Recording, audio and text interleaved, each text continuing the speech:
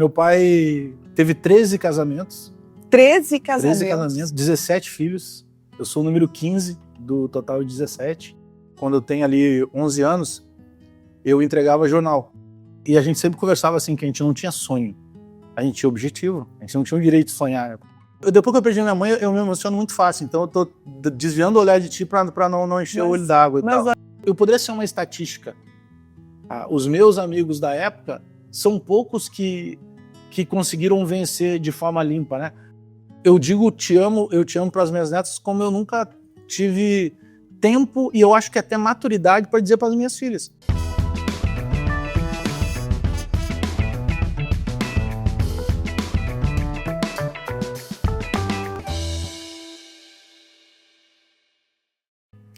Existem pessoas que não entram em campo, mas atravessam o futebol todos os dias. Alex Bagé construiu a trajetória dele com palavras, com análise e presença. O meu querido colega do jornalismo esportivo é um comunicador nato, mas também é potente em seus passos, corajoso para acreditar em si e teve uma base para buscar algo que pudesse o fazer chegar a novos caminhos. De Bagé à Restinga, dos primeiros passos a todos os recomeços, um gigante que nem sei se sabe o tamanho que tem. Hoje eu peço licença e troco o microfone dele da função que te faz trabalhar, Bagé, para mostrar o que te faz sentir, para conhecer um pouco mais sobre quem é o Alex que o Bagé leva a campo. Aqui, o pessoal de casa já sabe, não importa onde a bola role, tem uma vida que a conduz.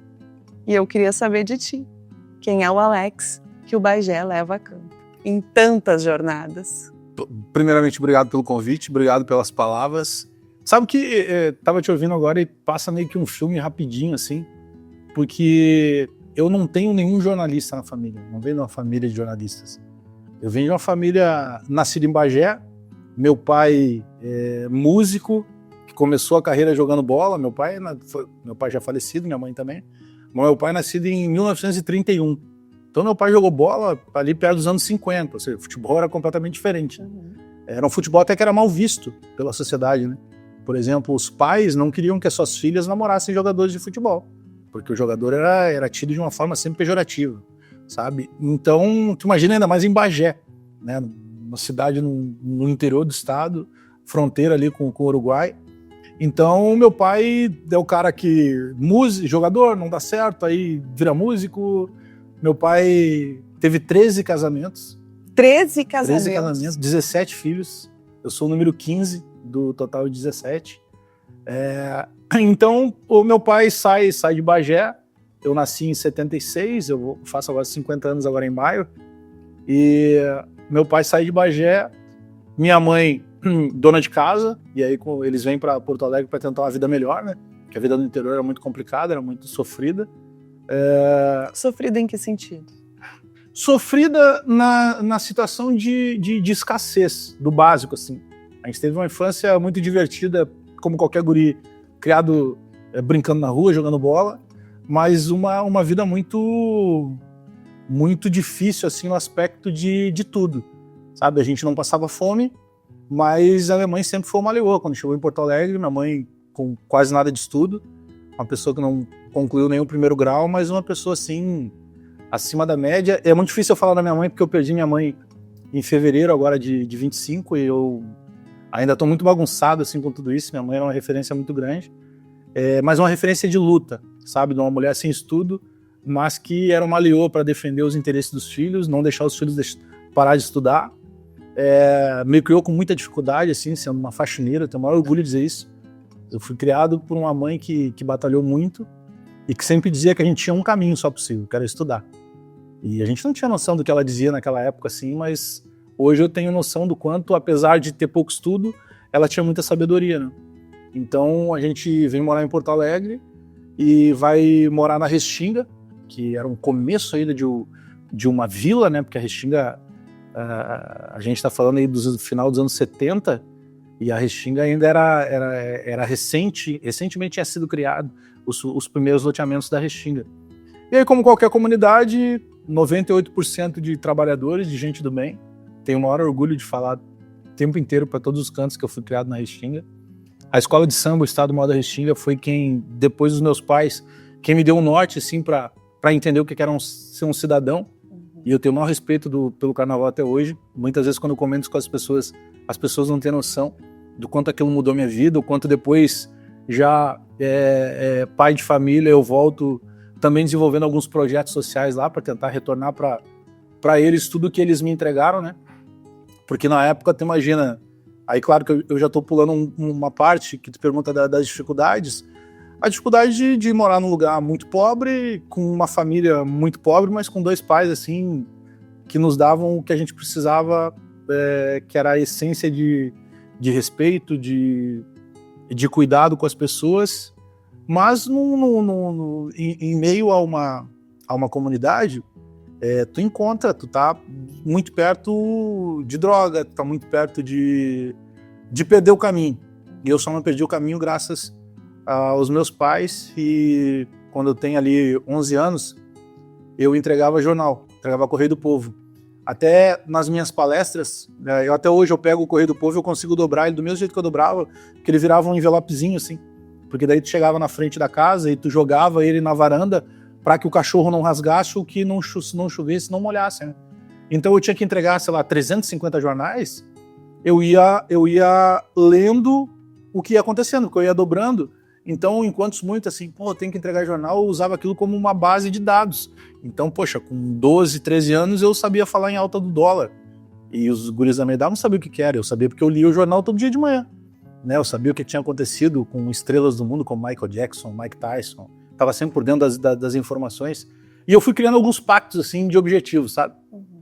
A gente, galera que se criou comigo lá, e alguns eu convivo até hoje, um deles, por exemplo, é o Tinga, né? E a gente sempre, para nós é Paulinho lá na Restinga, e a gente sempre conversava assim, que a gente não tinha sonho, a gente tinha objetivo, a gente não tinha o direito de sonhar, porque a gente tinha que sair de casa para arrumar algum trabalho, para ajudar, para botar dinheiro dentro de casa, porque as nossas mães eram os esteios da nossa casa, né? Meu pai depois já muito doente e tal. Então eu colocava objetivos, eu dizia, um dia eu ainda vou ter o meu nome publicado nesse jornal.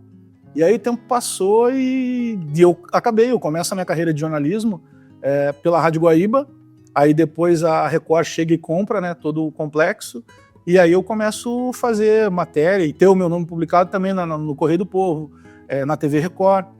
Aí depois eu fico até, isso é início dos anos 2000, aí eu fico até 2013 mais ou menos na Guaíba. Aí tá começando o que viria a ser um outro fenômeno, que era a Rádio Grenal, no Grupo Pampa. Aí eu vou para lá, e a gente pega justamente aquele momento, o Vidarte começava cedo, das 7 às 9, eu pegava das 9 e levava até 1 da tarde. A Grenal vira vice-líder de audiência, a gente começa a ter uma audiência absurda assim de manhã, era uma turma muito boa. Aí chega para mim a proposta da Bandeirantes, para que eu fosse fazer rádio e TV. Aí as coisas começam a deslanchar, sabe? Começam a melhorar. Aí depois de alguns convites eu aceito um em 2021 e vou trabalhar no Grupo RBS. Eu já tinha meu canal do YouTube nessa época, né? E eu já tinha um plano, sabe? Eu sempre tive essas questões de objetivar, assim, de ter estratégia. E eu tinha um plano e tinha uma promessa na época do Grupo RBS que fosse liberar o canal do YouTube. Acabou liberando só quando eu saí. Aí quem entrou depois no meu lugar já teve essa possibilidade de ter o canal liberado. E aí, depois que aconteceu 2 anos e não veio a promessa de liberar meu canal, eu botei uma ideia na cabeça. Poxa, eu preciso agora ir pro Independente. Eu sabia já o que eu conseguiria fazer ali. E aí eu fico ao longo de 6 meses pedindo demissão praticamente todo mês. Chegava, sentava com o pessoal da chefia, saía de lá numa boa, mas explicava, olha só, eu preciso tocar, não tá dando, eu preciso fazer algo a mais. Não, espera mais um mês que a gente vai resolver. Aí até que chegou um ponto, em julho de 23, que eu saí. E eu tinha 3 meses para fazer acontecer. E aí em 2 meses as coisas começaram a acontecer, e depois eu passei a fazer as jornadas esportivas. E hoje a minha vida é o YouTube, o meu negócio é o YouTube, minhas redes sociais. Eu sou um empreendedor digital, porque na verdade eu usei toda a experiência, né, das redações para poder fazer as coisas do jeito que eu quero. E hoje eu consigo fazer as coisas do jeito que eu quero, tenho uma equipe toda envolvida com todo o processo. Eu devo ter seguramente, direta e indiretamente, em torno de 18, quem sabe 20 pessoas. E tô feliz, assim. Então acho que eu tentei resumir, assim, pra ti, a ordem cronológica. Aquele menino que queria muito ver o nome dele no jornal, viu o nome dele além. Foi muito além, muito além. Depois que eu perdi minha mãe, eu me emociono muito fácil. Então eu tô desviando o olhar de ti pra não encher o olho d'água e tal. Mas olha pra mim, tu não precisa ter vergonha de te emocionar. Mas tu sabe que aí o que acontece? Para que tu imagine assim, o quanto é importante a gente ter bons exemplos, né? Quando eu tenho 11 anos, eu via a Restinga, ela tinha duas possibilidades de lazer. O futebol e o carnaval. Aí com 11 anos eu digo, poxa, eu queria muito tocar numa bateria.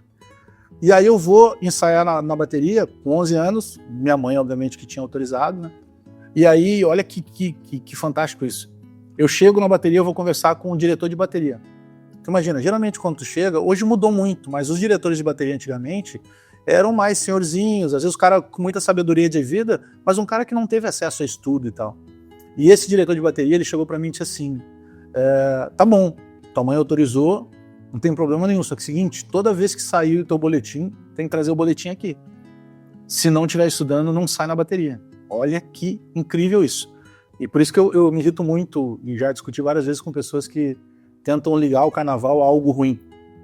Eu acho que ele tem algo ruim como toda a sociedade brasileira, mas tem tanta coisa boa que a gente não fala. E eu me aproximava do carnaval porque eu aprendia com samba enredo.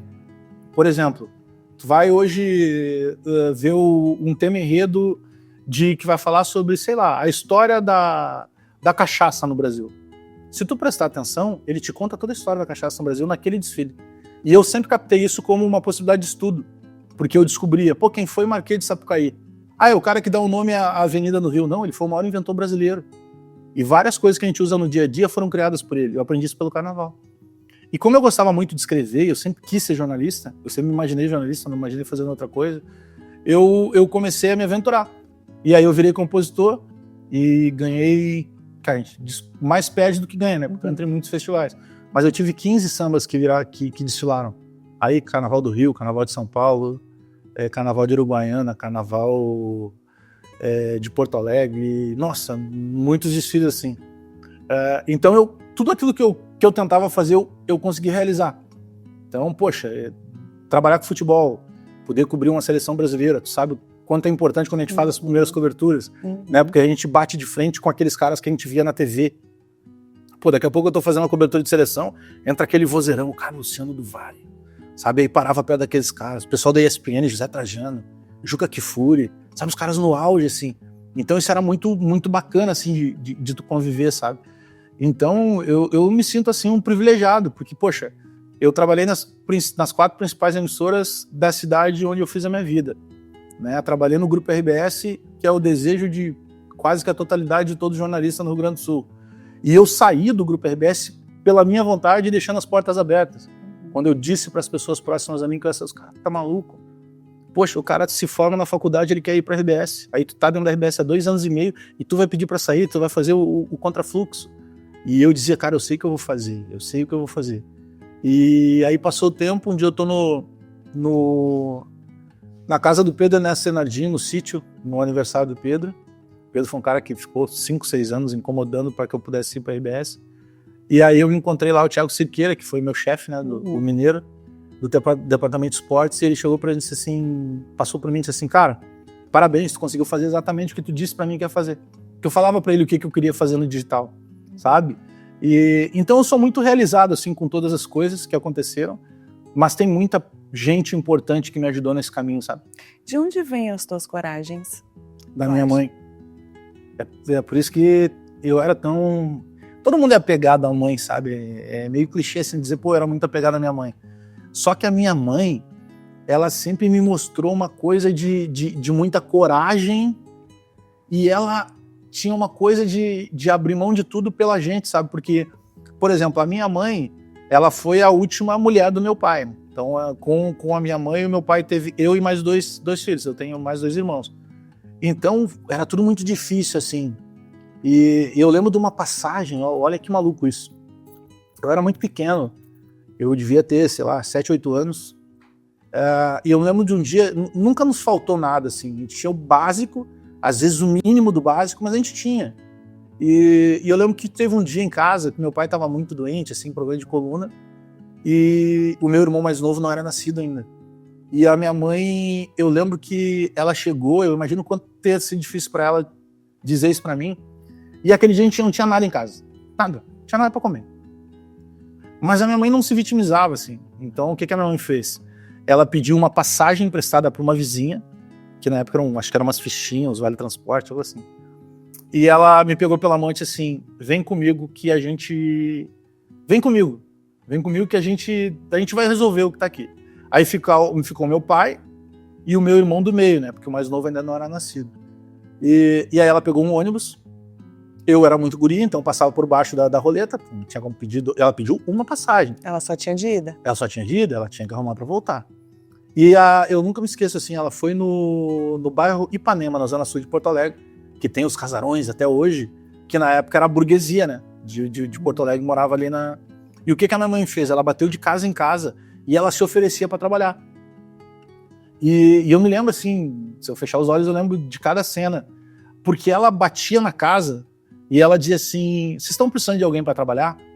E em vários casos ela foi muito destratada. Por exemplo, às vezes tinha algum segurança, dependendo do tamanho da casa, o cara achava que, o cara tá ali achando que todo mundo que vai chegar ali é pra tirar alguma vantagem. Não, sai daí, não tem nada aqui, não tem nada, ninguém vai dar nada.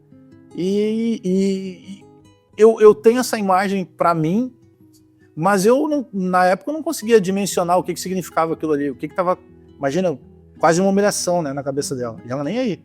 E aí a gente chega numa casa que tem uma senhora, Dirce, nunca vou esquecer o nome dela. Seguramente ela não tá mais entre nós, porque a gente tá falando de uma senhora, eu tô com 49, a gente tá falando de 40 anos atrás, 41, 42 anos atrás. Essa senhora já era uma senhora de uns 70 anos, então seguramente ela não tá mais com a gente. Ela tava com a mangueira aguando o jardim, assim.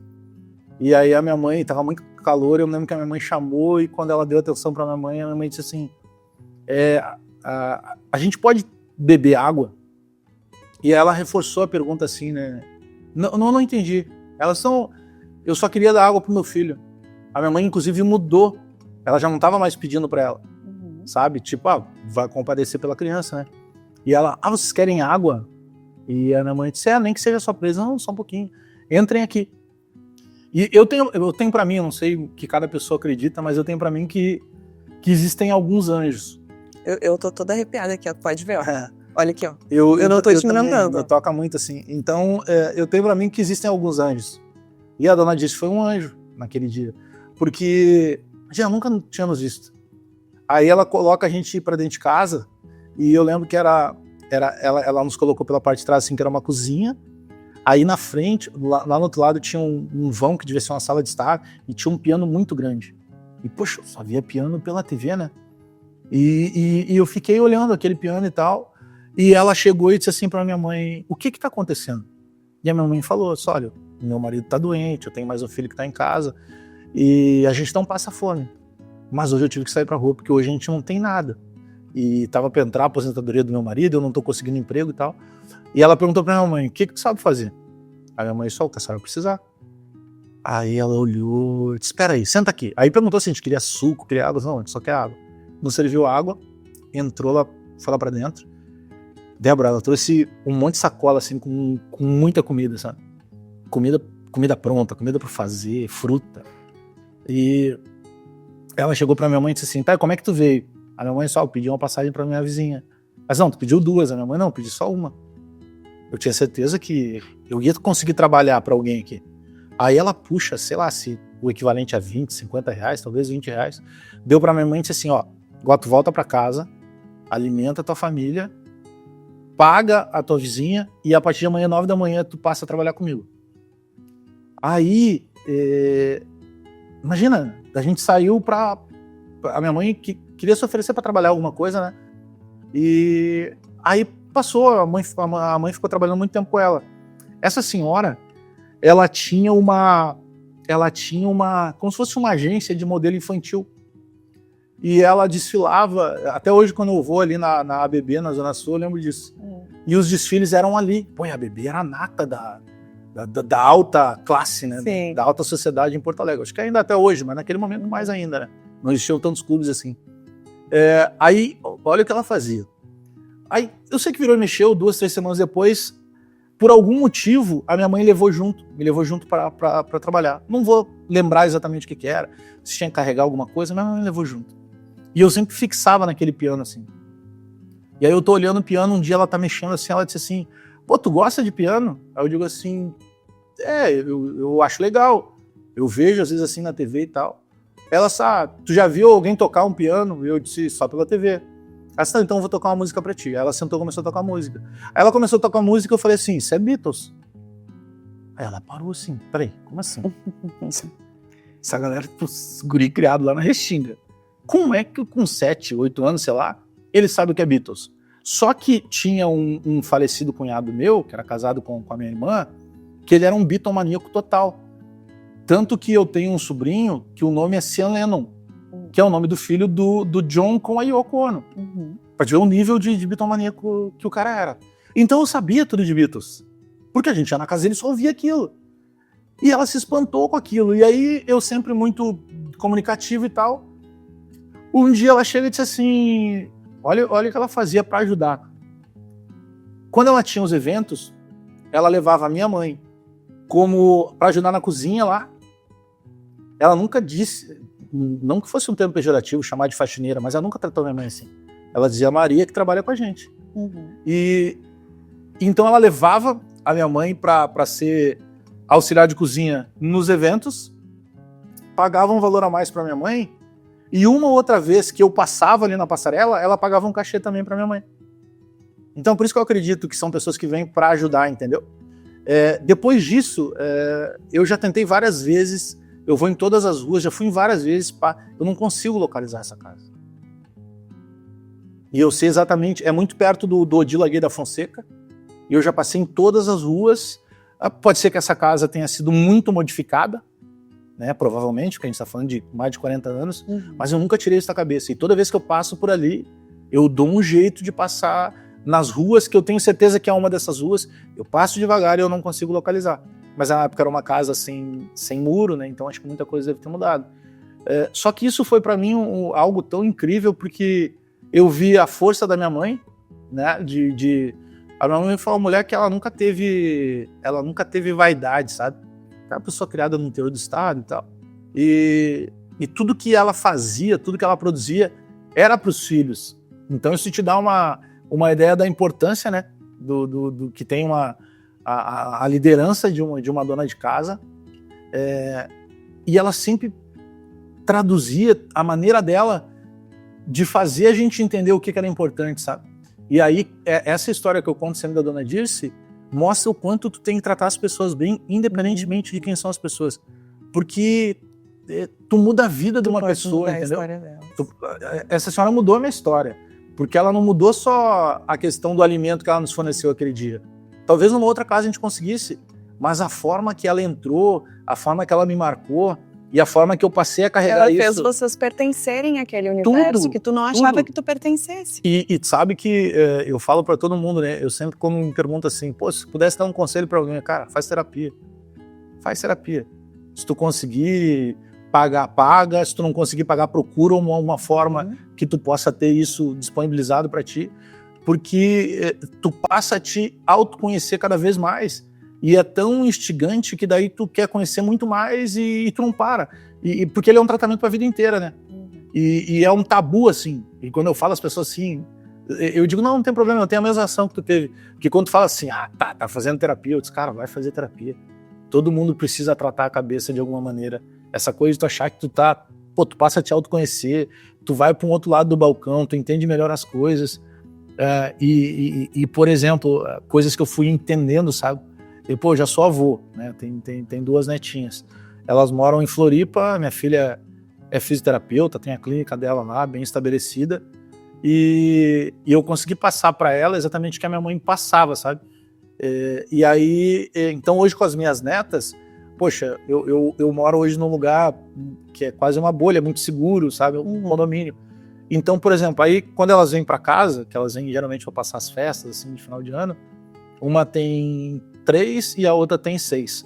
E aí, então, pô, eu levo elas na pracinha ali e eu fico olhando. A de 6 anos, principalmente, eu digo, cara, com 6 anos eu não tinha como dormir tranquilo, porque volta e meia na noite dava um tiroteio, alguma coisa assim. Às vezes de manhã pra ti ir pro colégio, tu passava por um carro da polícia, por um carro do IML que tava juntando um corpo. Aí eu vejo ela com aquela tranquilidade, aí tu começa a comparar. Como é que tu trata uma cabeça dessa? Tu imagina quanta coisa eu enfrentei. Hoje eu entendo que isso me fortaleceu. Porque eu tava cascudo para encarar essas coisas, né? Mas tu imagina o quanto que levou para que eu compreendesse que eu não poderia ter a minha vida eternamente num conflito. E isso a terapia foi me mostrando. Vários momentos para mim explodir num debate, às vezes trabalhando, era muito fácil. E aí eu não conseguia compreender que, cara, mas ele não tá dizendo aquilo porque ele não gosta de mim. Pode ser até que ele não goste, mas não é que ele tá recheado de uma carga de experiências que é diferente da minha. Então, por exemplo, se eu com 6 anos fosse conversar com a minha neta, com a mesma idade, nós teríamos formações completamente diferentes. Porque ela é criada com muito carinho, ela é criada com muito zelo, ela é criada com muita proteção. E os meus pais, não é que eles não quisessem dar isso, eles não tinham como dar. Porque eles tinham que sair para trabalhar. Aquela época, guri, o que fazia? Se tu não tinha dinheiro para pagar a creche, tu botava um cadeado no portão e o guri ficava o dia inteiro lá, sabendo a hora que ia ter que comer e tal. Então tu vê o quanto as coisas mudam. Então toda vez que eu me confronto com isso, passa um filme na minha cabeça. E tem uma força tão grande essas coisas. Em o Natal do ano passado, de 24 para 25, a minha mãe estava no final da vida já com um processo de demência. Né? E a gente tratava e tentava dar a melhor condição possível para ela ter uma dignidade e tal, mas é muito complicado. E famílias que passam por esse tipo de drama, porque tu não vai aceitar nunca isso. Porque tu tá conversando e depois de um tempo ela esquecia. E aí tu tenta, assim, de certa forma, no começo até brincar com aquilo, né? Para que seja mais leve, até para ti aceitar. Mas é um processo muito complicado, porque tu vai perdendo a pessoa e tu vê que a pessoa perde as referências, né? E aí tudo que a minha mãe chega e inventava, ela, pô, tem que trocar a cama, tem que trocar a geladeira, tem que... Tudo, cara, que eu podia fazer, pelo menos na questão de material, né? Eu fazia porque eu sempre enxerguei a minha mãe como... ela era a tua referência. O que eu fizer pra ela nunca vai chegar aos pés do que ela fez pra mim, né? Porque ela não tinha a mesma condição que eu tenho hoje de poder fazer as coisas pra ela e ela fazia. Mas em cima disso, aí chega dia 24 de dezembro, e eu tenho irmãos ainda que moram lá com ela, né? Que moravam, que ela já foi pro Papai do Céu. Então eu sempre fui meio que o pai, assim, da família, sabe? Porque aí meu pai morreu no início dos anos 2000 e eu fiquei como uma referência da casa, né? E eu não tinha ainda, infelizmente, a condição que eu tenho hoje. Então, mas eu sempre fui o cara de centralizar, de cuidar de tudo que estava acontecendo e tal. E principalmente na questão financeira, de poder, sabe? Não tinha como pagar agora, mas aí tinha o pessoal da Redondeza, que eu chegava lá e disse, tudo que a minha mãe precisar, pode botar no caderninho aí que no final de semana eu venho e acerto. Então tinha muito isso assim, aí chegava lá, ria com os caras. E aí, então sempre no dia 24 ou no dia 31, era normal que eu ia pra lá, ou eu pegava o meu irmão e ia pro mercado, ou eu já ia no mercado, só perguntava o que tá faltando aí, já chegava com aquele monte de sacola, pra já eles não precisarem se preocupar, né? Pra essas festas de final de ano e tal. E aí chegou no dia 24 e me deu um estalo assim, eu digo, mãe, pega aí uma muda de roupa aí e vamos lá pra casa lá. E ela não tinha ido na minha casa ainda, eu tinha comprado a casa, casa dos sonhos e tal, e ela não queria, vai ser uma coisa assim que afastava. Não vou sair daqui, porque ela tinha gato, cachorro, cara, transformava o pátio assim, quase num sítio. E eu digo, mas tem que ir lá, preciso que a senhora vá lá, pra mim é um prazer só estando lá, passa uma noite comigo lá. Não vou, sabe que eu não consigo parar e tal. E eu disse, no momento certo eu vou levar ela lá. E aí nesse dia ela já, pois eu lavei todas as minhas roupas, não tem problema. Aí eu falei pros meus irmãos, olha, Feliz Natal pra todo mundo, seguinte, não se preocupem com ela, tô levando ela pra passar o Natal comigo, amanhã eu trago ela aqui. E ela disse assim, não, mas eu tô te falando, as roupas não estão limpas, não tem problema. Vamos passar na loja ali e compramos tudo novo. Aí convenci ela. Aí botei ela no carro, levei ela numa loja, ela já tava com dificuldade de andar e tal. Aí a gente foi bem devagarinho assim, eu fui de mão dada com ela. E aí a gente chegou na loja e aí eu expliquei pra senhora da loja. Olha, essa é minha mãe. Aí falei baixinho pra ela, né? Nossa, olha, ela tá com problema de memória e tal. E eu vou deixar ela sentadinha aqui e vou deixar que a senhora vai trazendo as roupas, que a senhora vê o tamanho dela, e vai mostrando. O que ela quiser, a senhora vai botando ali. Aí eu disse, olha mãe, tudo que ela mostrar, se ela quiser, só pode levar, tá? Ela, tá bom. Aí ela veio, escolheu um monte de roupa lá. Ela disse assim, não, tá bom. Eu só não preciso de mais nada, não preciso de mais nada. Aí peguei ela e levei ela pra casa. Aí cheguei em casa e aí eu digo, poxa, eu tava tão feliz de ter minha mãe ali, né? Porque era uma realização, né? De poder dizer, mãe, ó, valeu a pena tudo que a senhora fez, né? E tipo, se a senhora quiser, a senhora fica aqui comigo e tal. E aí é muito louco isso, cara, porque tem alguns sinais assim que... E eu sou muito insensível para essas coisas, sabe? Parece que eu enxergo que aquilo é um sinal e eu digo, tenho que fazer isso. E aí teve uma hora que eu peguei e falei pra assim, vamos mandar aqui dentro do condomínio que eu quero lhe mostrar. Pô, eu todo orgulhoso, né? Pô, mãe, olha a tranquilidade disso aqui. Pô, só viu só, não tem barulho de nada. Olha lá os quero-quero andando. Olha, aqui tem um ninho de não sei o quê. E eu mostrando assim, ela, não, pô, é muito bonito. E aí daqui a pouco ela para e diz assim, ó, eu tô ouvindo tal coisa. E ela começou a me relatar todo o problema dela. E a minha mãe é uma pessoa sem instrução nenhuma. E ela me relatou como se fosse um psiquiatra, um neurologista me dizendo ali o que ela estava passando. As vozes que ela ouvia e tudo mais. E, pô, aquilo me arrepiou assim dos pés à cabeça, né? E eu digo assim, mas mãe, mas só tá bem, só tá aqui comigo. Não, eu sei, mas olha só. E ela começou a me relatar. E eu digo, pô, me arrepiei, peguei o celular para mandar uma mensagem pro médico, né? Aí depois eu pensei, eu assim, mas não é isso, cara. Ela tá me contando o que ela tá passando. Sabe, ficou aquele branco assim, só tá cansada? Ah, eu tô cansado, eu canso rápido. Eu disse, não, tudo bem, vamos voltar pra casa. Aí voltamos, eu parei na frente de uma das casas e tirei uma foto dizendo, pô, até botei no Instagram, pô, a gente vai, pô, agradeci, né, pô, muito obrigado, mãe e tal. E, pô, olha que legal, né, quando eu tinha, sei lá, 7, 8 anos, a senhora me pegou na mão, a gente não tinha nada em casa e a gente foi bater na casa dos bacana para se oferecer pro trabalho. E hoje a gente tá numa casa de bacana, só que hoje ela é nossa, sabe? Aí postei aquilo com o maior orgulho e tal. E foi o último Natal dela comigo. E aí, aí em fevereiro eu recebo a notícia, a minha mãe ela tinha costume de botar a cadeira na frente de casa e ficar olhando o movimento. Coisa de velhinho, né? Principalmente assim no interior, embora morasse na Restinga. E ela simplesmente desligou. Ela estava na cadeira e minha mãe não sofreu. Até aquele Natal, ela não sabia, tu não sabia o que ela tinha. Tu precisava daquele momento. A gente sabia o que era, né? Ela tinha tido um problema de um aneurisma muito forte há cerca de 10, 12 anos, que quase levou ela. E aí ela começou a ter algumas complicações, porque a região do cérebro afetada era uma região justamente de memória. Então, provavelmente ela já tivesse uma tendência, mas com esse rompimento naquela região, isso acelerou, afetou muito mais e tal. Então, a gente sabia que era um processo... Mas ela não falava sobre esse assunto. Não, ela nunca tinha falado. Ou seja, ela precisou do teu silêncio ao lado dela para ela conseguir despertar para o que estava acontecendo. Por isso que eu te falo que é sinais, entendeu? E eu conto, eu sei que eu não vim aqui para isso, mas é muito difícil para mim ainda falar sobre isso, mas ao mesmo tempo eu fico pensando, poxa, a melhor coisa que eu fiz foi aquele dia insistir, botar lá dentro do carro, né?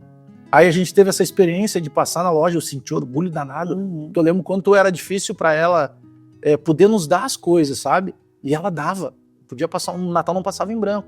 Chegava lá um presentinho que às vezes não era o que a gente queria, porque criança não entende isso, né? Tu imaginava uma coisa e ganhava outra. Mas a gente sabia que nunca passava em branco aquilo. E ela não tinha condições, às vezes, de fazer, mas ela fazia. Então tu imagina pra mim, chegar ali, sentar a minha mãe e dizer assim, mãe, tudo que a senhora precisar, a senhora pode levar. Sabe? Então aquilo é como se eu estivesse dando um retorno para ela. Nós vencemos. É isso, sabe? É esse pertencimento. Então quando eu coloco essa... E aí tu vê, aí me dá esse estalo de conversar com ela, aí me dá o estalo de fazer a foto, tu vê uma coisa assim que normalmente eu não faço. Porque eu cuido muito para não botar coisas do meu dia a dia, principalmente de família, porque a gente vive no meio do futebol, eu sou um cara de opinião forte, daqui a pouco o cara não gosta da minha opinião, vai ofender uma pessoa da minha família, então eu tomo muito cuidado disso, sabe? E eu fiz questão de botar na minha mãe porque me veio isso, sabe?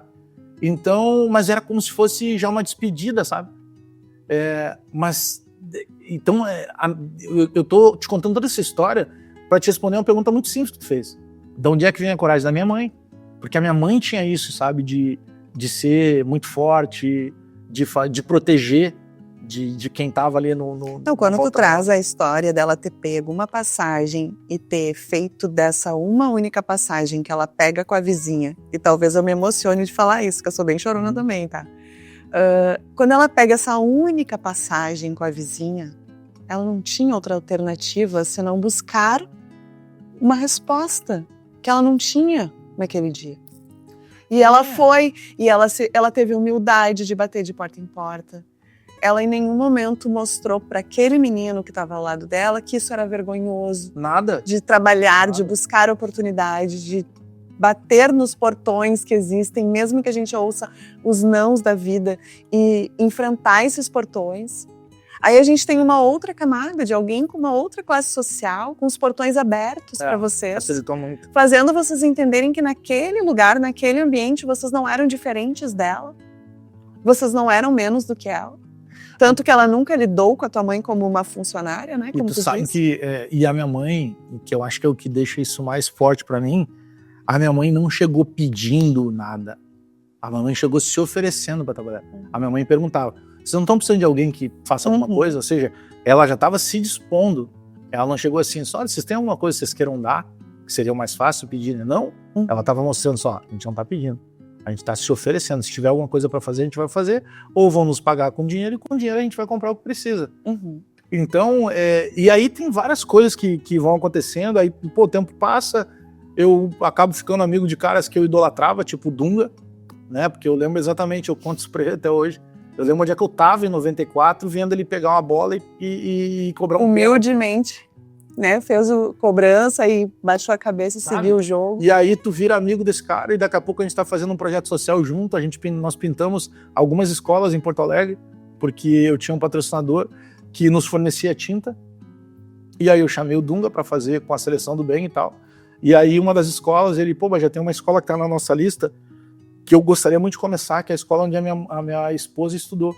E era Odila Gueda Fonseca, na Zona Sul, a 2 quadras da casa da Dona Dirce. Então... Ai, queria tanto que alguém que estivesse assistindo conhecesse a Dona Dirce, Dona Dirce, soubesse onde é essa casa. Eu te confesso, tu pudesse ter a oportunidade de voltar nesse lugar, né? Eu vou continuar procurando. Sabe que eu conversei já com várias pessoas, e as pessoas dizem assim, mas será que realmente existiu essa casa? Eu digo, não, isso com certeza existiu. Mas, claro, a Dona Dirce eu tenho certeza o nome, mas a Dona Dirce não tá mais entre a gente, né? Porque a gente tá falando de 40 anos passados. Ela era uma senhora de mais ou menos 70 anos. Mas eu ainda vou encontrar, uma hora eu vou começar a bater de casa em casa. Cara, tua casa foi modificada? Porque eu sei mais ou menos, eu tenho uma dúvida entre 2 ruas, não mais do que isso. Então, sabe, as ruas e qual lado da calçada. Então já tenho bastante encaminhamento. Mas seguramente mudou muito, né? As pessoas ali acabaram fechando mais as casas e tal. Mas eu sempre gosto de contar essa história, porque essa história retratou, assim, o que a minha mãe representava, sabe? O Tinga tinha essa frase, né? De que a mãe dele saía, só que ela trabalhava de noite, né? E ela saía para trabalhar com a mão vazia e voltava com a sacola cheia de comida. Então ele já entendia desde cedo, que era o meu caso, que trabalhar era bom. Então são referências, assim, de pessoas que eles não tinham... às vezes a própria iniciativa de sentar o filho e explicar, mas eles te mostravam na prática, né, o quanto aquilo era importante. Então isso valia muito. Então tu imagina, diante de tudo isso que acontecia, poxa, eu lembro que a minha mãe uma vez fez um esforço para comprar um par de tênis, e na época, pô, a gente tá falando de muitos anos atrás, então não tinha cartão de crédito, nem sei se a minha mãe, se tivesse naquela época, teria condição, né, de ter um cartão de crédito, mas tinha o crediário. chegava lá com a carteira profissional, ela Sim. abria um crediário. Ela abriu um crediário, ela comprou um par de tênis pra mim. Era um tênis comumzinho, mas era a condição que ela tinha, né? E eu lembro que ela fez o crediário em 12 vezes. Ou seja, ao longo de um ano, eu tinha que usar o mesmo tênis. Pra sair, pra estudar. Quando ia jogar bola, tirava o tênis, né, pra não estragar. E tu vê só o que acontece. Os meus amigos da minha idade, que já trabalhavam no tráfico de drogas, porque estava sempre exposto ali, eles compravam um tênis por semana, melhor que o meu. Então tu imagina, por que um cara com 12 anos na época já, se alguém chegasse e dissesse assim pra mim, Bagé, fica tranquilo, daqui 30 anos tu vai poder comprar o tênis se tu quiser. Será que eu ia esperar 30 anos? Porque o mais fácil era tu ir pro lado ruim, porque era mais rápido. Por que eu ia usar o mesmo tênis 12 meses se eu podia comprar um tênis melhor que aquele toda semana? Ou seja, a cada mês eu comprava 4 tênis. E aí o que aconteceu? O tempo passou, eu fiquei com isso muito fixado assim na minha cabeça. E eu sou maluco por tênis. E, pô, chegar aqui para participar da entrevista, se tiver alguém vendendo tênis, se tiver o meu número eu compro. Eu fiquei com essa coisa. Aí o tempo passou e eu chamei um amigo que trabalha com móveis planejados e disse assim, Rodrigão, eu quero fazer um móvel para 50 pares de tênis para ter na minha casa. Ele disse, pô, meu, que maneiro. Aí eu contei a história para ele. Aí o dia eu contei a história para ele, ele disse assim, não vou te cobrar. Não, vai me cobrar porque esse é o teu trabalho. O que eu fiz? Eu ainda não tenho 50, tá? Mas tem bastante lá. Toda vez que eu chego em casa e vou guardar o tênis, ou que de manhã eu escolho o tênis, eu lembro que teve uma vez que eu só tive um. Então, eu nem posto isso, porque se eu postar, vai faltar alguém para dizer, pô, tá ostentando. E se eu estiver ostentando, não tem problema nenhum, porque eu estaria ostentando com o fruto do meu trabalho. Mas não, isso me põe com o pé no chão todos os dias. Eu compro porque eu gosto, é algo que me satisfaz, mas que também me traz o pertencimento de uma época que eu não podia fazer, sabe? Então, todos os dias, de manhã ou no final da noite, quando eu vou ali no móvel para pegar ou para largar o tênis, eu lembro que eu só tive um. Só que isso também não me vitimizava, isso me transformava em buscar mais. O Thiago Ventura, que pô, dos principais comediantes bem-sucedidos do Brasil, ele se criou numa quebrada, né? Que acho que é Tabuão, não sei. Ele se criou numa quebrada em São Paulo. E, poxa, ele venceu na vida. E aí ele fez uma postagem uma vez que ele tá em cima de um carro, tinha comprado o carro dos sonhos, tava em cima do carro. Aí foi lá 3, 4 caras e comentaram, pô, rapaziada, acho que Capão Redondo, alguma coisa assim. Pô, pessoal passando dificuldade aqui na quebrada e tô ostentando o carro. Esse cara, tu não entendeu nada. O que eu tô mostrando é que eu saí daqui, do mesmo lugar. Então o que eu tô mostrando é que quem tá vivendo aqui pode sair daqui também. Ou se não quiser sair, que não sai, mas pode vencer. É essa a mensagem. Então depende muito de como que tu analisa isso. Quando eu E o que volto... te fez escolher só aquele único tênis, ao invés de um tênis por dia ou por semana, que os teus vizinhos tinham a oportunidade por um outro caminho? Eu acho que é a minha mãe. Porque assim, quando eu cito a minha mãe o tempo inteiro, não quer dizer que meu pai não fosse participativo. Mas a mãe, ela é mais próxima, né? A mãe, ela tá o tempo inteiro ali na tua volta e tal. A mãe parece que sente a tua dor um pouco mais. E meu pai era um cara muito rústico, assim. A minha mãe também não era muito diferente, mas a minha mãe era mais maleável. E ela mostrava o tempo inteiro. A minha mãe fazia questão de repetir alguns mantras pra gente, assim. Tipo, cara, não pega o que não é teu. Então se a gente aparecesse lá com uma bola pra jogar, de quem é essa bola? Ah, não, essa bola é do fulaninho. Ela pegava a gente pela mão, ia lá na casa do fulaninho e perguntava. O fulaninho emprestou a bola? Não emprestou. Ah, não, então tá bom. E aí da gente que não emprestasse. Então, ela criou meio que uma ferramenta de nos colocar medo, que eu entendia como medo, mas ao mesmo tempo aquilo serviu muito pra mim. Então, mas tu sabe que essa tua pergunta, ela não é tão simples assim quanto eu te respondendo. Porque eu acho que tem muita coisa. Eu acredito que tem Deus aí, eu acredito que tem muito índole, né? A minha índole não era ruim. Tem os meus pais, sem dúvida nenhuma, mas acho que tem muito Deus nisso, cara. Eu acredito, respeito quem não acredita, mas eu acredito. Porque acaba se tornando normal para quem tá dentro desse contexto, fácil, né? Por isso que eu faço essa certo, tu tá dentro de um universo que é assim. Que é assim.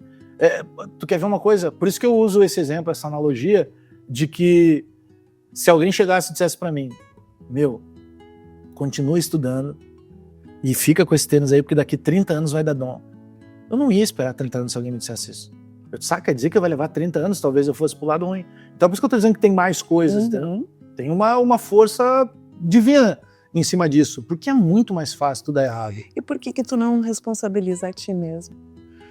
Eu luto... As tuas escolhas corretas. Pode ser, as tuas eu luto contra isso, sabe? ruas certas que tu escolheu para andar. Eu debato muito isso em terapia. Muito isso em terapia. Eu tenho, por exemplo, hoje, como a infância toda ela era muito difícil, desde muito cedo ter que trabalhar e com aquela responsabilidade tinha que dar certo, não tinha direito de errar. Isso me ajudou muito, me moldou, porque os meus projetos até hoje que eu objetivo, eu vou medir as consequências, eu meço as consequências, eu não faço por fazer. E eu tenho muito isso, por exemplo, a minha equipe, cara, minha equipe tem que receber no dia tal, aconteça o que acontecer. Porque eu sei o quanto era importante quando eu tinha alguém que tinha que me pagar. O cara tá contando com aquilo. Então, se tiver que faltar, vai faltar no meu, mas não pode faltar nos teus. Não pode faltar nos meus. Eu vou te contar uma coisa que eu não contei pra ninguém ainda. Eu vou contar, mas não contei pra ninguém, tá? Eu tenho um cara que trabalhava, quando eu trabalhava na Rádio Grenal, tinha um menino que trabalhava como operador da técnica. Sabe, os caras que nos colocavam no ar.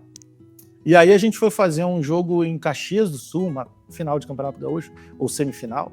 Tava eu, Haroldo de Souza, na cabine, e esse menino tava lá embaixo. Ele dirigia a unidade móvel e ligava a rádio, fazia tudo. E aí, lá pelas tantas, a gente brinca assim, tá, meu, já que tá testando aí, narra um gol. E ele narrou um gol. Aí eu brinquei assim, a gente ouvindo, né, no teste ali antes do jogo. Eu brinquei pro Haroldo, vamos tirar o narrador daí, né? Olha, pois é, o gordinho é bom e tal, aquela zoeira do Haroldo. O tempo passou e aí esse cara tava trabalhando numa outra emissora, num outro canal, no canal da Rádio Mortal, e um dia ele me procurou. Pô, Bagé, eu queria ver contigo a possibilidade eu quero narrar futebol. Eu digo, pois é, cara, eu sei que tu narra futebol e tal. E eu digo, pois é, mas, cara, hoje eu tenho o Marco Antônio Pereira, né?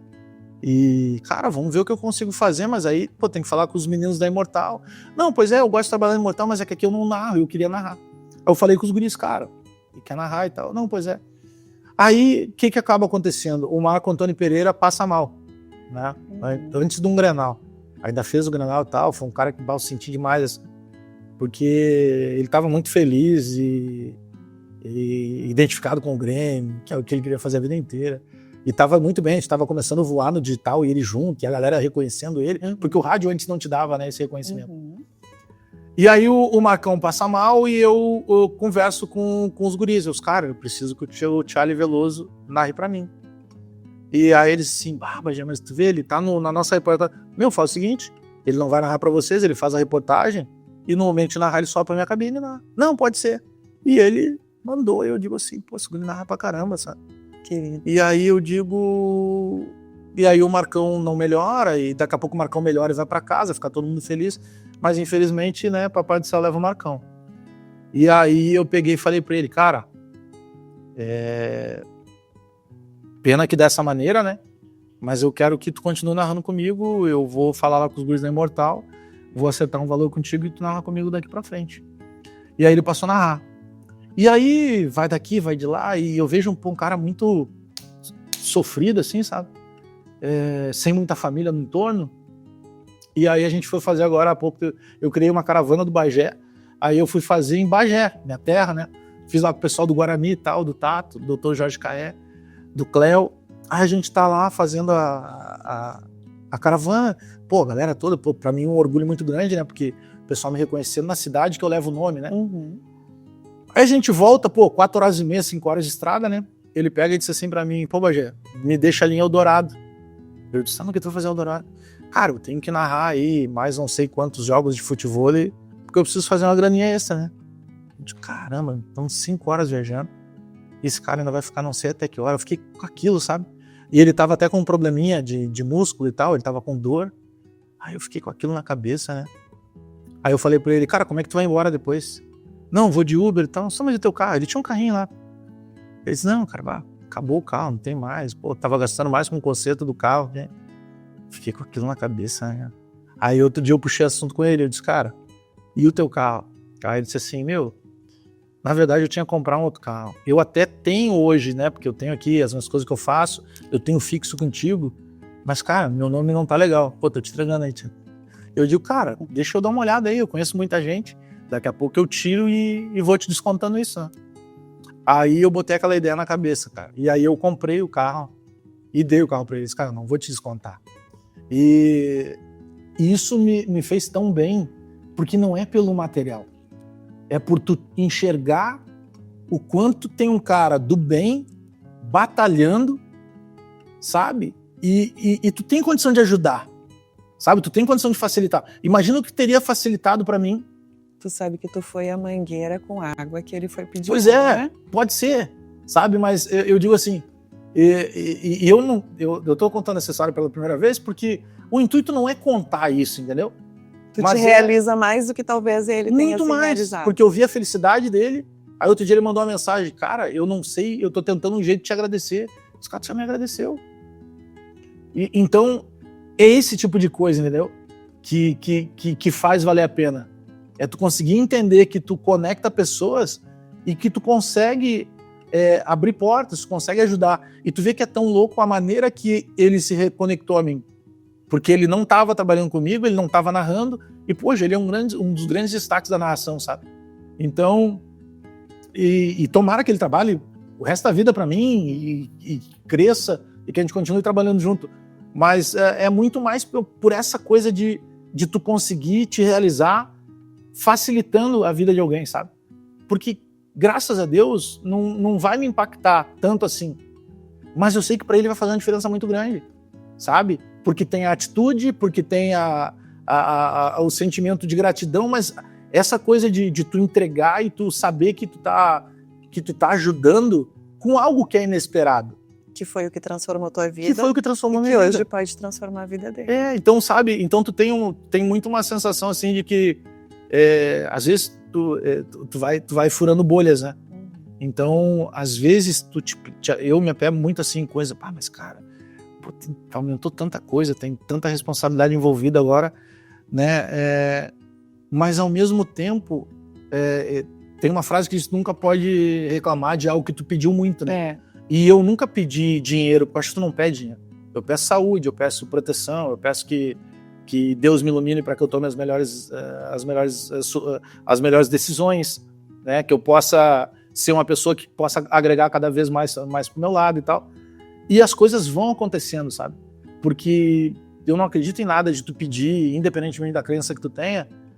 A crença é acender uma vela, beleza, acende a vela, mas vai atrás. Se tu ficar sentado só chorando na volta da vela, coisa não vai acontecer. Tu vai gastar a vela e não vai ter dinheiro para outra. Então, e isso tudo eu aprendi com a minha mãe, entendeu? De poder conectar isso e entender também que, cara, não adianta tu querer ganhar sozinho. Tu precisa ganhar com muita gente na volta, né? Porque daí tu fortalece isso. E eu acho que tu fazendo bem reverbera, sabe? Acho que as coisas voltam de tal forma. Porque a gente fica pensando, quando descobriram como é que era trabalhar na Google, quando era trabalhar na Microsoft, o que se trazia ali? Eram as pessoas trabalhando felizes. Tu imagina tu ter uma equipe que está trabalhando triste com alguma coisa. Por exemplo, eu não viajo, eu mando os repórteres para todos os lugares que o Grêmio está. Né? Geralmente tem a Rádio Mortal, tem o meu canal e tem a Rádio Gaúcha. São os 3 veículos que viajam para tudo que é lugar. Esses caras tomam sol, esses caras tomam chuva. Poxa, eu tenho que tratar esses caras da melhor forma possível, porque isso vai melhorar o meu próprio negócio. Tu imagina se eu mandar alguém viajar e o cara não tá feliz. Eles são teu maior patrimônio, Eles são meu patrimônio, né? Sabe? Mas tu conseguir manter esses caras na volta querendo estar contigo, então acho que esse que é o diferencial, sabe? E isso a gente tem hoje. Então é muito mais do que simplesmente o meu negócio. E agora a gente vai fazer muito mais coisa, a gente está fazendo uma transição para dar saltos maiores ainda, para poder chegar em mercados que talvez o streaming do Rio Grande do Sul não tenha chegado ainda. Porque tem uma sinergia nisso, sabe? E isso tudo parte da minha mãe, sabe? Porque... E o jornalismo, que foi num radinho, lá na Restinga, foi de Bagé, já contigo na carona? Quem foi que despertou? né? Não foi o Correio do Povo lá Não. que tu dobrava. Não, o meu pai era um homem de rádio, né? Porque tu é da contabilidade, não é? Eu passei pela contabilidade. São raras as funções que eu não fiz. Tu imaginar, assim, que seja lícito, eu trabalhei. E sabe, tem umas histórias que vão me conectando, assim. Eu trabalhava no escritório de contabilidade, no centro de Porto Alegre, na Vasco Alves, que é quase no gasômetro. E o ônibus, o restinho, ele me deixava ali perto da Praça da Matriz. Ali é Borges de Medeiros, né? Aí eu atravessava a Praça da Matriz, frio, e eu lembro, e eu sou muito grato a essas coisas, sabe? É como se eu fotografasse e um dia eu volto ali para agradecer aquilo, e ter aquilo como algo importante, não algo que foi triste. Uhum. E teve um dia, Débora, que tava muito frio. Frio demais. Mas eu não tinha moletom. Eu tava de camiseta e eu fui trabalhar. E aí atravessava a Praça da Matriz. Hoje é engraçado. Aí tinha a Duque de Caxias. E eu tinha Fernando Machado. Duque de Caxias é Fernando Machado de baixo. E são ruas muito arborizadas. Então tem muita sombra. E aí, quando eu cheguei na frente do Palácio Piratini, tem um posto ali, até hoje um dos portões tem uma guarita da Brigada Militar. E bem ali tava batendo sol naquela parede. E eu vou ficar uns 5 minutos aqui. Porque tava batendo sol. Aí o que eu fiz? Eu vou ficar uns 5 minutos aqui, vou depois correr, porque, né, vai me esquentar. Vai me esquentar. Aí eu cheguei no escritório e por algum motivo eu fui folhear a Zero Hora. Eu abri a Zero Hora numa página da Ugine Sports, lembra que tinha ali na Vontares? Aí, juro pra ti, assim, tudo quanto é mais sagrado. Eu abri aquela página, tinha um moletom apeluciado, nunca me esqueço, R$ 39,90. Eu tinha uma nota de R$50. Eu digo, pô, é ele? Só que isso é 9 da manhã. E eu só sairia do escritório às 18. E no horário do almoço não dava tempo de eu ir até lá o Guine, que era lá no final da Voluntários, e voltar. Eu disse, cara, seja o que Deus quiser, se for pra mim, vai ser pra mim. Eu cheguei na loja do Guine, só tinha um moletom. E era exatamente o meu tamanho. Eu saí dali, eu consigo ter a sensação daquele moletom de se esquentar, me abraçando. Tá bom, o tempo passou, eu virei presidente da SEG, da Associação dos Cronistas Esportivos Gaúchos, e tinham várias ações com os governadores do estado. Então tu imagina o que era para aquele guri atravessar, e eu lembro exatamente, o primeiro dia que eu cheguei, parede no sol, de terno, de gravata, eu falei pro pessoal que tava comigo, só um pouquinho, caminhei até lá aquele sol, aí me encostei ali, aí, tu vê que louco, aí um dos policiais militares me reconheceu, pô, e aí Bagezão, não sei o que, e veio aquele filme, cara, eu encostei aqui, aí eu tive que contar pra ele, cara, preciso te contar uma coisa. Aí ele disse assim, pô, o cara começou a chorar, assim, né? Eu digo, cara, tu vê, e eu contei tudo pra ele, eu digo, cara, imagina, eu cheguei aqui, exatamente aqui, cara, eu falei pra ele, e tu vê, agora eu chego aqui, só pra relembrar, e tu que tá trabalhando aqui me reconhece ainda pelo que eu tô fazendo. Então é uma confusão, assim, de coisas. Então sempre teve isso, sabe? De não, pô, que coisa complicada. Não, cara, as portas se abriam. São coisas que tu foi grato, que tu até hoje consegue ser grato por entender a importância que tiveram para a tua caminhada. Um único moletom na arara e era o meu tamanho. Eu não sou cara pequeno, não é qualquer tamanho que vai servir em mim. E tinha exatamente o meu tamanho. Então, sabe, tu tem essas coisas assim que tu vai conectando e tu vai vendo que as coisas realmente aconteciam. E o jornalismo é por causa da paixão do meu pai pelo rádio. Porque eu lembro que quando fez 40 anos a Churrascaria Barranco, eu tive o prazer de falar pro seu Jaime Copstein. Seu Jaime, você não sabe quem eu sou, eu trabalho na Rádio Guaíba e tal, não sei o que. Ele, pô, que legal. Mas eu preciso, meu pai não é mais vivo, mas eu preciso dizer, eu cansei de desligar o rádio, porque eu acordava no meio da madrugada, meu pai dormindo, ouvindo o senhor a todo volume. E tinha, acho que era um pato que ele botava e tal. E ele começou a rir, cara. E eu achei aquilo, imagina, porque isso me reconectava com essas histórias, né? Então, é uma coisa assim.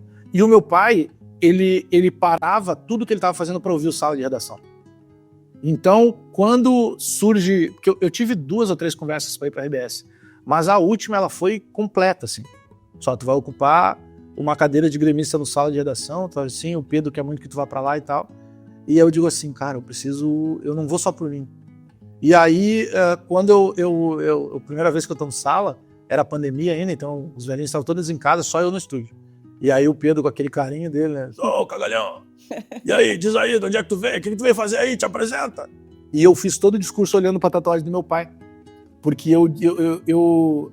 ali eu tava realizando o meu sonho e o sonho do meu pai, entendeu? E o meu pai faleceu no início dos anos 2000, então meu pai não viu eu ser jornalista, ser homem de rádio e tal. Então, é muito louco isso, sabe? A gente acha que não, né? Eu costumo até dizer que eu digo pros meus amigos também, que perdem o pai, cara, esquece, ele tá vendo tudo. Tem um amigo agora, o Gabriel, que é do Grupo Chocolate, que tá estourado no Brasil inteiro, né? Essa semana até o Gabrielzinho postou, né, que chegou no programa lá do SBT e tocou a música que o pai tocava pra ele e pra mãe, né? Eu até comentei pra ele, eu disse assim, foi uma forma do teu pai dizer, estou contigo em todas as tuas vitórias. Eu mandei essa mensagem pra ele, porque outro dia a gente tinha conversado e ele botou a foto do pai dele dizendo assim, pô, que pena que tu não tá aí pra ver tudo que a gente conseguiu fazer. Eu, meu, esquece, ele tá aí. E aí quando ele postou isso, eu disse, pô, te lembra que eu te falei e tal? Então...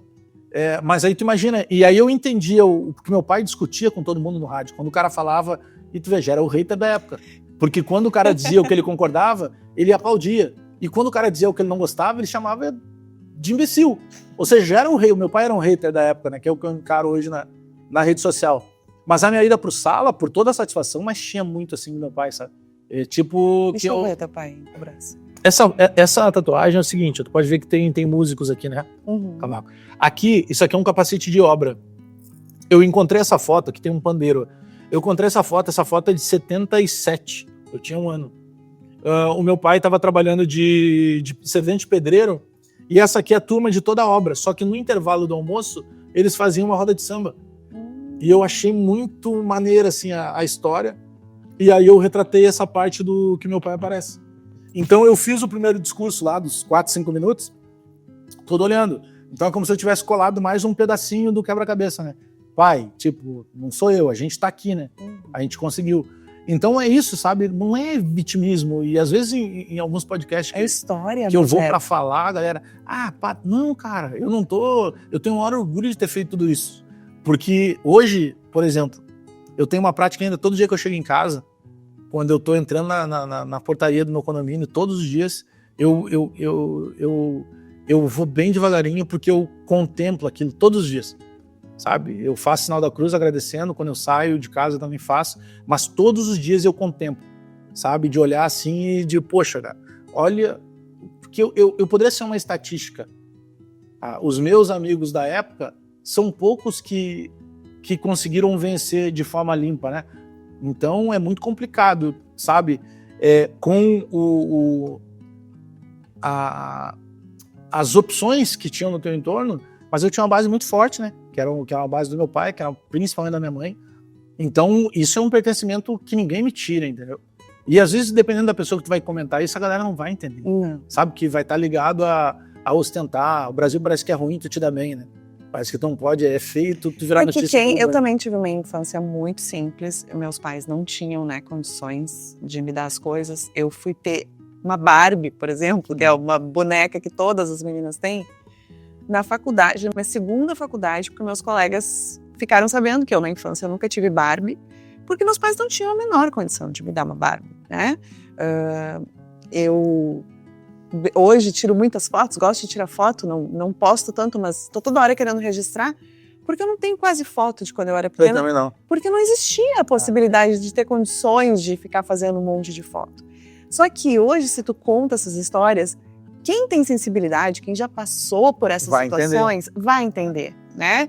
Não vai ver o armário de tênis como, olha ali, agora ele tá querendo aparecer que ele tem 30 pares de tênis. Não, e a gente tem um caso no futebol que aconteceu isso, né? O Anderson, que ele não tinha condições de ter as coisas, e quando ele ganhou o primeiro salário no Olímpico, ainda de R$1.500, ele chegava no treino todos os dias com uma sacola. E aí um dia eu fui perguntar pra ele, né? Anderson, que todos os dias tu chega com uma sacola? E aí ele mesmo me contou que ele ganhava R$700 por mês, e quando ele passou a ganhar R$1.500 foi quando ele pôde ajudar em casa e ainda ter a oportunidade de comprar as coisas que ele gostava. Então todos os dias ele ia no shopping. porque ele queria comprar as coisas que ele nunca É isso teve aí. condições. É exatamente isso. Né? Então tu responder pra tua vida. É uma conquista, que sabe? tu venceu de alguma forma. Só que né? sabe que isso que tu tá falando, a minha mãe, ela tinha tanto um cuidado com a gente, porque mesmo nessa dificuldade toda, uma vez por mês ou a cada 3 meses, ela ia num retratista na época e ela fazia foto minha e do meu irmão. Eu tenho algumas fotos assim, mas eu tenho medo muito de ficar raras, de assim, fotos. porque não tinha, né, essa situação toda à disposição. Mas tinha uma coisa muito de pertencimento, sabe? De tu pega, por exemplo, eu entrava no supermercado onde a gente morava, aquela gurizada toda que ia jogar bola, e ali ver se às vezes tinha uma fruta, alguma coisa que eles fossem dar pra gente, e às vezes o segurança ia atrás. Hoje, quando eu entro no supermercado, o segurança vai atrás, né? Vai pra conversar comigo, vai pra tirar uma foto, vai pra pedir pra fazer um vídeo pra filha e tal. E isso é muito prazeroso, sabe? Então, às vezes eu tô em qualquer lugar e o cara chega assim, porque o futebol, ele é muito popular, né? O futebol nos populariza muito. E eu participo hoje de alguns cases de muito sucesso. Debate Raiz é uma explosão, né? No Inter a Jornada do Baldaço, no Grêmio é minha jornada. Então a gente tem muito envolvimento, produzindo conteúdo o tempo inteiro. E aí a galera vem assim, cara, desculpa, mas eu não posso tirar uma foto, pelo amor de Deus, cara, não precisa nem pedir desculpa, sabe? Então tu curtir isso é muito bom, sabe? E às vezes a galera não tem muita noção, sabe? O cara compra lá, daqui a pouco em cima, eu principalmente que vivo de opinião, eu vou dar opinião que vai desagradar às vezes, mas... de onde vem essa opinião tão forte às vezes? Mas eu acho que aí tá na minha essência, sabe? Porque essa coisa de ser sempre essa reação mais incisiva, eu acho que tá muito na minha essência, sabe? E é muito quase que uma relação de conflito, sabe? Parece que tu explode. Isso eu também tô cuidando, eu tô reduzindo ali a sintonia fina, sabe? Porque às vezes não precisa tu explodir sempre, mas para explodir é muito fácil. E é essa essência. Por quê? Porque tu trabalha com paixão também, né? Vamos considerar mas isso, aí que né? tá, eu acho que a gente precisa disso, né? Porque tu te emocionar com algo que acontece no teu dia a dia e aí vão mudando as bolhas. Eu sou vizinho de muitos jogadores do Grêmio hoje, por exemplo. Então, tu fica pensando assim, pô, tem cara que eu via de longe e hoje alguns deles moram perto da minha casa. Mas eu sou muito jornalista, sabe? Eu entrei muito tarde na faculdade, porque eu entrei na faculdade quando eu consegui pagar. Mas tive o maior orgulho disso também. Eu não levava como... Eu tenho alguns amigos da época da faculdade que eles brincam que eu era tem um filme do Will Smith, A Procura da Felicidade, sabe? Que ele passa um perrengue danado. E aí os meus colegas me sacaneavam, até hoje me encontram, pô, é o Will Smith, não sei o quê. Porque eu contava pra eles, cara, que a gente brincou uma vez com um colega que ele disse assim, cara, qual é a maior dificuldade que tu passou? Aí ele disse assim, cara, eu com 12 anos, uma vez... eu fui passar o dedo forte no computador e riscou. Eu disse, pô, que dificuldade. Eu disse, cara... Aí eu disse assim, uma vez quando eu terminei o segundo grau, que eu fui fazer 18 anos, pô, fiquei numa dúvida 2 semanas. Meu pai me perguntou se eu queria um carro ou ir pra Disney. Eu, pô, que dificuldade. E eu ria muito disso, sabe? Porque eu já estava trabalhando na época, né? Que eu comecei a trabalhar na Rádio Guaíba ali por volta de 2002. E eu estava começando a faculdade nessa mesma época. Então a gente brincava muito com isso, sabe? Mas ao mesmo tempo era um orgulho, né? Eu sei que a minha mãe e meu pai adorariam ter pago a minha faculdade, mas não tinham como. Então tu também usa aquilo como algo que traciona, né? Que te joga pra frente. Mas depois tu vai entendendo melhor as coisas também, né? Porque daí tu vai vendo quanto... principalmente a questão de tempo, assim, sabe? Eu não consegui conviver com o meu pai, né? Eu adoraria, por exemplo, ter tido com o meu pai os momentos que eu tive com a minha mãe. Levar ela... né, arrumar a cama dela, dar banho na minha mãe, porque aquele dia todo que ela ficou lá em casa, ela ficou sob os meus cuidados, né? A gente viu que ela queria beber, ela gostava de tomar cerveja, e aí não podia, aí o médico me ensinou o truque, compra uma sem álcool, e aí tenta dar uma enganada nela, ela sabia que ela estava, que cerveja estranha, eu não quero nada estranho, mas não deve estar bem gelada, assim, e tal. Então ela, sabe, ela já sentia, mas eu tive alguns momentos ali, entendeu? Tanto que fosse pra dar o suporte, de às vezes chegar lá, mãe, o que tá precisando aí? Pô, tô precisando de tal coisa. Mãe, tem que ir no manicure, tem que ir na pedicure, tem que ir no salão e tal. E, pô, achava aquilo fantástico, porque ela nunca conseguiu se cuidar. Que ela não tinha condição e porque ela tinha que estar sempre trabalhando, sabe? Então, esse momento de pegar, pra mim, assim, a melhor coisa que eu fiz foi aquele dia, treinar minha mãe, colocar no carro, sabe? E levar pra que ela passasse... literalmente as últimas horas. Foi o maior tempo de convivência da que a gente teve da última vez, porque depois a gente falava muito rápido, correndo, ela ranzinza.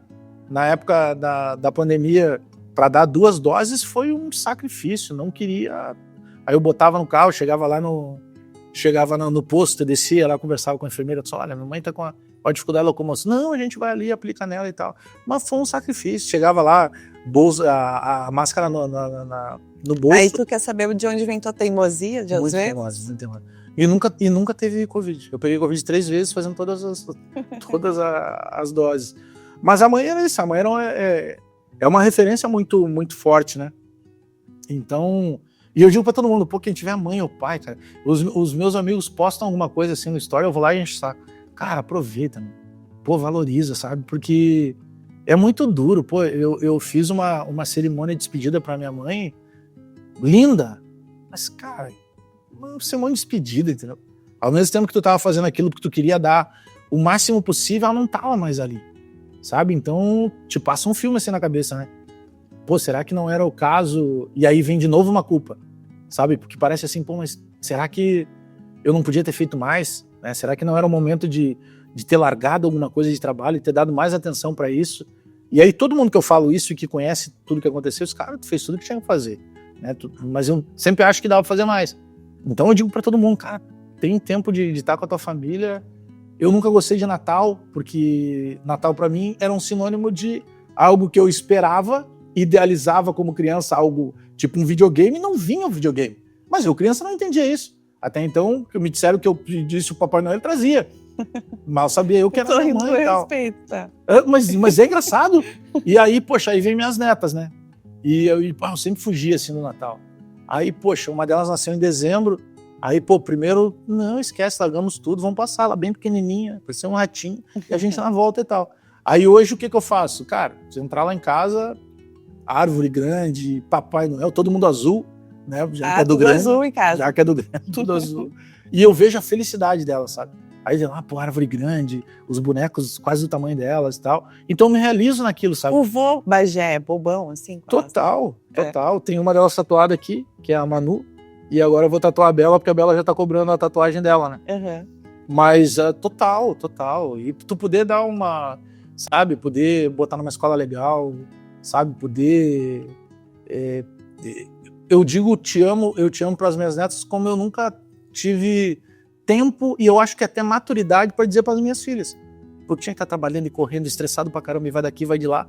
E isso a terapia vai te moldando muito, sabe? Porque daí tu vai te autoconhecendo, tá, calma, não precisa ser assim o tempo inteiro. Pô, tem vezes que dá pra dar uma segurada, né? Dá uma olhada nisso. Então, pô, pras minhas netas é realização total, elas poderem entrar em casa e a Manu, que é a mais velha, disse assim, vovô, essa é a casa mais linda que eu já vi. Aí eu digo assim, pô, que bom, ela é de vocês e tal. Então, quando eu tô sobrecarregado, assim, eu trabalho demais, que tem que estar o tempo inteiro produzindo muita coisa, de segunda a segunda, olhando o celular o tempo inteiro. Eu nunca fiquei tanto tempo sem olhar o celular que nem eu tô agora com o Sheik. E aí, sabe, eu digo, pô, vale a pena, né? Porque é para aquilo ali, é para aqueles momentos de passar o Natal, sabe, de vê-las felizes, de vê-las bagunçando tudo em casa, sabe, é isso que vale. E aí eu digo, poxa, cara, valeu eu ter passado por tudo isso. Porque talvez se eu não tivesse passado por tudo isso, eu não tivesse sido tão corajoso para fazer as coisas que eu fiz. O ponto de sair de uma carteira assinada com a facilidade que é trabalhar na RBS. Para os padrões da RBS, eu tinha um salário top. Tem lá 13º, 14º, 15º, sendo bem tratado pelos donos da emissora o tempo inteiro, tendo condição de trabalho, sabe? E aí tu sair, eu acho que é uma coisa assim da minha garra, mas eu lembro que depois que passou uns 3 meses é como se tivesse caído a ficha. Os cara, como é que eu fiz isso? E todo mundo dizendo, cara, não faz isso. Aí a minha mulher só chegava e perguntava assim, tu tem certeza que tu tá fazendo? Pô, tá todo mundo querendo entrar lá, tu vai querer sair de lá? Eu digo, calma, deixa que eu sei o que eu vou fazer. Ela disse, não, você tá falando, eu confio em ti. E hoje ela sabe o quanto isso mudou a nossa vida de maneira geral, sabe? Mas só que é muito prazeroso, porque daí quando tu tá meio que saindo de estresse e tal, aí tu lembra disso, sabe? Aí tu lembra, cara, não tá ruim, sabe? Como é que tá ruim se na época a gente não tinha nada disso? E outra, não tinha nenhuma perspectiva. O lugar que eu moro, eu ia para visitar alguns caras que eram meus patrocinadores, isso coisa de 3 anos atrás, e o cara dizia assim, pô, Bagé, tem que vir para cá, meu. Pô, aqui é maravilhoso. Não, que é maravilhoso, não tem dúvida. E eu sempre dizia aquela coisa, cara, isso não é para mim. Sabe, tu te joga para baixo, assim. Hoje eu digo o tempo inteiro, cara, usa... Porque isso vem daquela infância que tu achava que fora da Virgínia não era pra ti. E como que... Mas aí, ao mesmo tempo, eu digo, cara, mas como assim? Por que não é? Aí tu começa a entender, e tu começa a conversar com outras pessoas, tu começa a frequentar outro tipo de bolha, como eu costumo dizer, e aí as coisas meio que vão se abrindo, sabe? E aí tu vê, cara, não é que seja fácil, mas é possível. Né? Então, esse dia eu ainda disse no ar para um dos meninos lá, cara, o cara, pô, azar disso, azar... Meu, não usa essa palavra. Usa essa palavra boa, cara. Sabe? Ah, tá, mas agora... Não, cara, tô te falando certo, tu vai ver que vai mudar. Usa a palavra boa, chama coisa boa. Porque se tu tem a opção do bom e do ruim, por que tu vai te agarrar no ruim? Pô, te agarra na parte que é boa. Puxa, se não der certo, pelo menos tua energia tá legal. Porque eu acho que tudo é energia. Eu acho que muitas pessoas estão na tua volta, a forma que tu consegue captar isso, a forma que uma pessoa pode te trazer bons fluidos ou não, eu acho que tudo tem a ver com energia, sabe? E às vezes a galera que me vê num debate não tem noção, entendeu?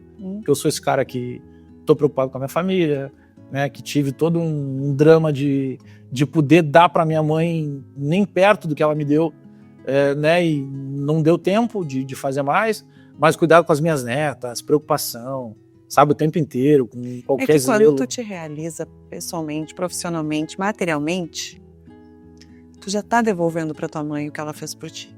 Porque sim. ela buscou todas as oportunidades que tu tivesse para que tu chegasse até aqui. Então, quando tu consegue se realizar, tu já tá devolvendo para ela, porque não era sobre ela, era sobre ti. Certo que sim.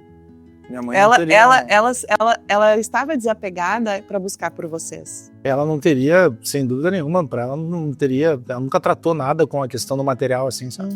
A gente que tinha essa preocupação, né? Pô, quem sabe faz assim, quem sabe faz, tá precisando de tal coisa.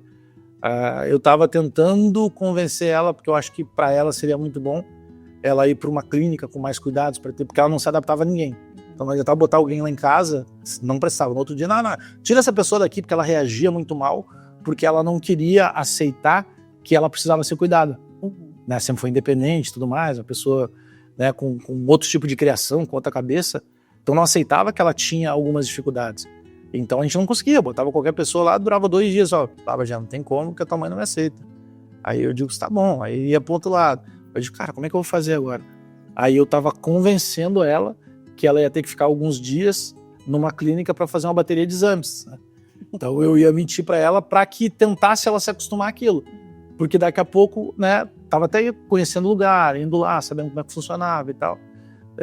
Mas, infelizmente, cara, Deus sabe o que faz, entendeu? Porque a minha mãe desligou. É uma pessoa que não merecia sofrer era a minha mãe. E ela não sofreu, entendeu? Ela desligou, partiu. É claro que é uma pancada muito forte, né? Uma coisa é falar agora tentando assimilar, outra coisa é estar no dia. E é muito triste tu ter que ver, tu preparar. Eu sou o esteio de tudo, né? Então, tipo, enquanto tá todo mundo chorando, eu tô ali tendo que me segurar, sabe? Não aí precisa, tem um jeito que tá? tu explode. Não precisa, mas é que tu tem que estar no comando de tudo, sabe? Então, por quê? Porque na minha família sempre foi assim, entendeu? Tipo, se eu não fizer, ninguém vai fazer. Na questão dos meus irmãos e tal. Então, pô, tu imagina mais com a minha mãe, mas é muito duro, né? Pô, tu ter que tratar, por mais que a gente tenha feito uma despedida muito linda pra ela, poxa, tu tratar isso como uma despedida ali é meio que antagônico, assim, sabe? Mas faz parte da vida, meus amigos estavam tudo na minha volta, então é muito impactante, assim, quando eu lembro no momento que na cerimônia, era uma cerimônia de cremação, né? Então na cerimônia que a pessoa chega e diz, olha, te despede que é a última vez que você vai ver tua mãe e tal. Pô, que é uma pedrada, né? Então tu desata ali a chorar e tal. E aí quando tu levanta a cabeça, pô, eu sei quem são as pessoas que estavam na minha volta, sabe? Então isso também te reconforta. Mas é uma situação que me desequilibrou total, assim, sabe? Eu ainda tô num processo na própria terapia, não consigo, tem um monte de coisa que desorganizou na minha vida. Eu meio que uso o trabalho como quase que um refúgio. Então trabalho e às vezes coisas que eu tenho que cuidar do meu dia a dia ou da minha saúde eu acabo deixando de lado porque meio que se eu me escondesse no trabalho, aí eu me arrependo de novo a ela, sabe? Porque a vida da minha mãe era isso. Então era uma conexão assim muito forte. Mas de toda forma, eu agradeço a Deus por ter tido essa luz, sabe? Porque eu não tenho dúvida que tudo que eu faço na minha vida, tudo que eu consegui fazer diferente, eu fiz muito mais do que talvez eu imaginasse. Quero fazer mais ainda, mas eu sou muito grato às coisas que eu consegui construir, sabe? E a forma que hoje eu dou conforto para minha família, sabe? Que eu posso dar tranquilidade para pessoas que daqui a pouco teriam que estar se preocupando com outras coisas, né? Hoje é só prover as coisas para as gurias, né? Porque daí tudo que as netas já aprenderam a pedir Pix, então quando manda o áudio. Mas é muito realizador, assim, sabe? E eu fiz muita coisa de sempre me envolver com tudo, sabe? Mesmo no jornalismo, de virar presidente da SEG, de pegar uma época bem complicada da SEG, 2 anos de pandemia ainda, e eu sempre tive essa coisa de me preocupar com as pessoas, e aí teve um momento que era muito duro pra gente ter que... Ou seja, quando tu abraça ali a tua família e tu te responsabiliza, não é só ali na tua família, né? Tu abraça o que vai vindo. Abraça a SEG, abraça os colegas de trabalho. E tu sabe que nesse meio assim tu acaba te decepcionando às vezes, né? E tem algumas coisas que são bem duras de tu confiar em pessoas assim, mas eu aprendi a absorver muito fácil isso, porque, cara, eu fiz a minha parte. Se o cara não devolveu lá, problema dele, entendeu? Eu não posso, porque senão, imagina quantas portas me abriram e quantas portas poderiam não ter sido abertas se a pessoa dissesse assim, já ajudei uma pessoa que não valorizou, então não vou ajudar o Bagé também. Isso mudaria tudo. Então também não posso fazer isso.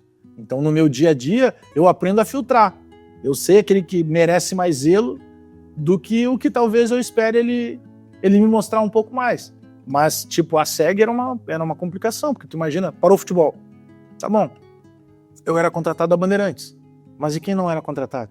E o cara que tinha, por exemplo, quando teve agora as cheias no Rio Grande do Sul, que eu já estava no Independente, cara, eu tinha os meus patrocinadores, que eram bons patrocinadores, e que na ocasião entenderam, só, mas já fica tranquilo, mas a gente sabe que não tem conteúdo agora, vão tentar fazer a live para ajudar as pessoas com dinheiro arrecadado e tal. Mas era uma outra situação de vida. Mas, tipo, na SEG, gente, tinha caras que faziam transmissão com 5 pessoas assistindo. E aí, como é que esse cara conseguia sobreviver? Porque ele ia lá na farmácia do seu fulano dava R$100, o seu Beltrano da Açougue dava mais 100. Mas para esse cara ter esse fluxo, ele precisava ter o jogo, e se não tinha jogo, como é que ele ia ter? Aí a gente faz um mutirão tal, e que foi uma parte dura dos 4 anos que eu tive lá, porque doar cesta básica é um ato muito bacana. Mas ele te dá uma sensação assim que, o colega que estava ali tinha o mesmo crachá que o meu. Tu sabe disso, tu já passou pela profissão. E aí tu fica pensando, poxa... Eu tô na profissão, né? Tô na SEG, tô lá no dia a dia. Eu sou um cara privilegiado de ter atingido um outro tipo de público. Mas e o cara que não é? Como é que ele faz? E aí até para te conversar, eu disse, olha, se precisar... Porque eu ficava constrangido, sabe? De tentar ajudar e às vezes parecer mal interpretado. Mas ao mesmo tempo tu via a felicidade do cara, e isso é muito duro, sabe? Porque é uma felicidade com algo que tu sabe que o cara tá passando por um momento. Não deve ser fácil tu ter que ir na tua instituição para dizer, cara, eu tô precisando de comida para botar dentro da minha casa. Então ao mesmo tempo que a gente fazia isso com vontade de ajudar, a gente entendia que aquilo era um impacto muito difícil. E inclusive quando o governador Eduardo Leite não queria que voltasse, né? Porque estava muito complicado ainda, o nível estava muito alto de pessoas morrendo na época do futebol. E aí a gente fez uma videochamada, e aí estava o Thiago Cirqueira, pela RBS, eu, presidente da federação, e mais o governo do estado. E ali a gente determinou o que ia acontecer. E o governador não queria, a gente teve que montar todo um protocolo sanitário e tal. E a gente justificou, governador, é que as pessoas estão passando fome, né? Então a gente precisa tentar voltar. Vamos voltar só com o repórter da RBS então no estádio. E assim a gente fez. E aí um monte de gente foi para a rede social criticar que eu tinha me curvado da RBS. Eu nem trabalhava na RBS ainda. Aí tu vê, eu fazendo na melhor das intenções, né? Pensando muito mais neles do que no meu, porque no meu, na pior das situações, dia 5 estava na minha conta, né? Então isso tudo te... Aí entra aquilo que é o nome do programa, por trás dessas notícias tem vidas. Então, mas tudo isso te fortalece, sabe? Porque tu vai compreender. O cara tá criticando por ignorância, né? Talvez ele não esteja com a dificuldade desse outro que tá vindo aqui buscar a cesta básica e tal. Então eu sempre me envolvi em muita coisa, sabe? Aí com o tempo, fiz meus 4 anos, cara, tá bom, tá certo, não quero mais nada de ASEG. Mas serviu como... O meu nome é Alexandro. Eu fiquei na dúvida se era Alexandro. Não, é Alexandro. Eu acho que o cara do cartório escreveu errado. Que eu acho que era para ser Alexandro junto. E ele escreveu separado. E aí Alexandro Gonçalves. Mas, poxa, quando eu fui trabalhar na imprensa, o Lucianinho fazia reportagem de torcida, o Lucianinho maior que eu. E, pô, Lucianinho já era um antagônico, né? Lucianinho grandão e com nome diminutivo. E eu tinha que fazer algo parecido. Eu digo, cara, pô, Alex Gonçalves não vai pegar, né? Eu sou nascido em Bagé. Meu pai era Bagé, meu irmão é Bagé, você é Bagé também. E aí virou Alex Bagé e por isso que acabou pegando. Ele ficou mais sonoro, né? Aí tu sabe, tu começa a trabalhar na produção, depois tu vai pra repórter torcida, pra depois, lá na frente, tu começar a viajar. Mas eu peguei muito... Em casa, como é que era que chamava? Não, em casa sempre foi Alex. Sempre foi Alex. Não tem assim... Claro, minha mulher me chama de... Geralmente me chama de amor, mas quando me chama de Alex é porque deu algum problema, né? Mas Bagé são... As minhas netas chamam, né? Eu vou Bagé, ou a menorzinha, eu vou Gegé e tal. Mas eu às vezes esqueço o nome, né? Porque ficou muito mais popular, né? Virou uma persona, né? Virou uma persona. Os caras me chamam de Bagezão por causa do tamanho. Os meus amigos chamam de Bajezinho, né? Justamente pra brincar com a coisa. Mas é orgulho da cidade. Quem nasce em Bagé tem isso. Imagina quantas pessoas tu conhece que usam esse nome, né, de Bagé. Só tu e o teu irmão que eu conheço. Não, tem muitos, nossa. Não, senhora. assim, que tem orgulho da cidade, eu conheço sim. vários, mas que usa no nome. No nome, sim. Artístico. No nome, sim. Teve um goleiro do futsal, que eu acho que ainda tá, o Bagé, que foi de seleção brasileira, que também usa bastante. Mas eu até voltei lá, tipo, há uns 2 anos atrás, me chamaram lá. O vereador João Chardozin fez uma proposta e me transformaram em cidadão, acho que é benemérito. Aí eu fui lá, recebi uma homenagem. O Tato, do presidente do Guarani, foi lá, chorou, me deu uma camisa com o nome e tal. Mas eu me sinto muito bem, muito à vontade lá. É um orgulho eu voltar lá, né? Porque meu pai foi de lá, né? Meu pai, poxa, foi jogador, foi músico. E aí eu sei que disso meu pai tem muito orgulho de eu usar o nome, porque eu nasci lá também. Mas voltar lá sendo reconhecido assim pela cidade aí é mais um desses carinhos, sabe? De pertencimento que tu consegue colocar, sabe? E isso é muito maneiro. Eu acho que tu trouxe aqui, né? E só pra gente já se encaminhar pro fim, eu ficaria aqui horas falando contigo até amanhã de manhã, mas não posso te deixar longe do teu celular mais tempo, senão tu vai ficar chateado comigo e não volta mais. Mas acho que tu trouxe aqui com a tua história, né? Que eu sei que tem muitas outras histórias dentro da tua história, algo que tu conseguiu ser vitorioso em todos os teus nichos. Tu conseguiu ser vitorioso nas tuas conquistas pessoais, tu conseguiu ser vitorioso no carnaval, tu conseguiu ser vitorioso no teu profissional. Hoje tu é um dos maiores fenômenos que a gente tem aqui no jornalismo esportivo gaúcho.